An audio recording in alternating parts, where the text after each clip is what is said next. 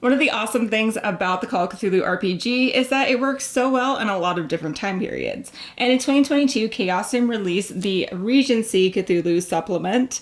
And this is great because it adds some additional rules, gets a little bit of an overview for the setting for the keeper, and some extra occupations and skills and fun stuff like that. So today I'm going to be walking through this book, giving my overall thoughts and how it's been for me personally playing in the Regency era. Included in the book is overall Regency information, so this includes a little bit of a history lesson. This period actually only lasted between 1811 and 1820, which is a pretty short time frame, and it took place in England. There is a timeline included that has major historical events that happened, so it's cool to read through that and familiarize yourself with what was actually happening during this time frame. There is also information about Jane Austen, who is a writer very famous during this time frame, and a lot of the stories and things in the media that we are familiar with today have been based off of her work. Plus, we get an insight on how people generally acted in society during that time frame, which includes the struggles of being a woman. So they call it in the book that not all occupations would have really been available to women during that time, and most of society's concerns were around finding an appropriate match for your family and making sure that it's beneficial in that way for you societally. Well, we can definitely play into those things, and I think there's a lot of room for creativity if you're playing a player character who is a woman, figuring out how to navigate society and figure out how to get in the back door of different places when normally women wouldn't be allowed. You also don't have to play with all of those rules. So for example, if an occupation is really calling to you and it normally wouldn't have been available, I think that it's totally up to your group on if you want to go that route and be more free-flowing with the time setting and the general environment and allow for different things that may have happened during the historical period. So for example, you don't have to keep all of your PCs and NPCs that are women just sitting inside all day playing the pianoforte.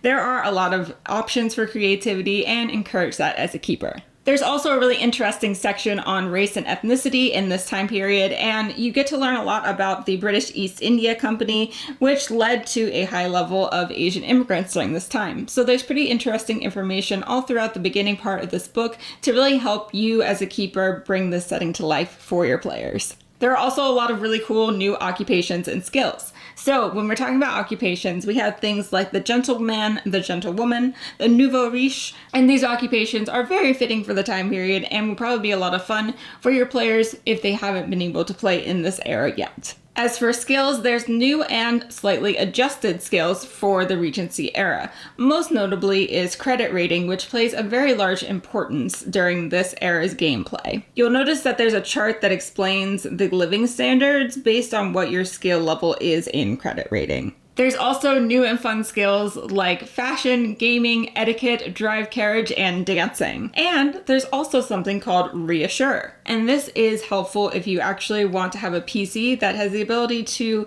help other PCs or NPCs gain back sanity. So if they're successful, they're able to help give a +3 sanity to whoever they are reassuring. A really quick story before I go into the new rules, and that is I was at Chaosium Con a couple years ago when they were just about to release this, and they described it as the Bridgerton of role-playing games. So that if you had friends who hadn't tried role-playing games but they are really into that show or the books, that it might be a way to entice them. And it worked. I have a couple of friends who had never played role-playing games before. They heard me talk about them all the time, and they were really into the show Bridgerton. So that is how I pitched it, and we ended up playing Call of Cthulhu in Regency, and it was a ton of fun, and I think that it was a great introduction for the role-playing games in a way that they could feel accessible and something that they could pull from that they had recently been excited about watching. So keep that in mind if you have some Bridgerton fans in your life. Now on to the rules that are in the Regency book. The first is a rehash of the spending luck rules, which are in the core, and they just list out that, yeah, you can still spend luck in this Regency era. Then the other new rule is around reputation.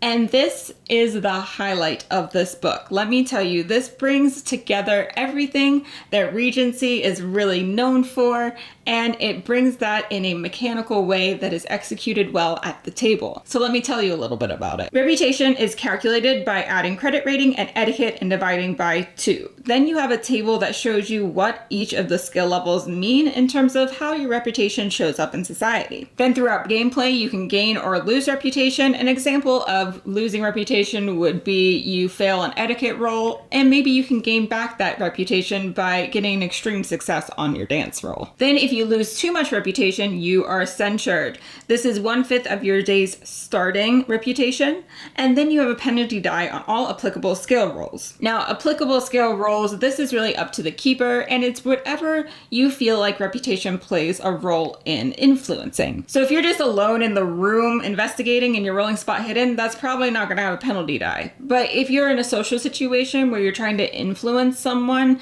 and they know of the previous rumors about your family, then yeah, there's going to be a penalty die to that. If you're censured, then anytime after that, if you gain reputation, then you get to roll reputation, and if you succeed, then you're no longer censured. They also list some other cool creative ways that you can use reputation within the system, and this would include things like controlling gossip or bolstering someone else's reputation. The next pretty hefty section of this book is the town of Tarryford, and this is a made-up town that you can pull reference from and includes different shops and different NPCs and descriptions that can really help your game if you are just trying to create something from the ground up, or you're using the 2 pre-made scenarios in this book which take place in that town. So I felt like this was a hefty part of the book that was helpful because I could easily go and pull names and get a general sense of what a Regency town would actually operate like.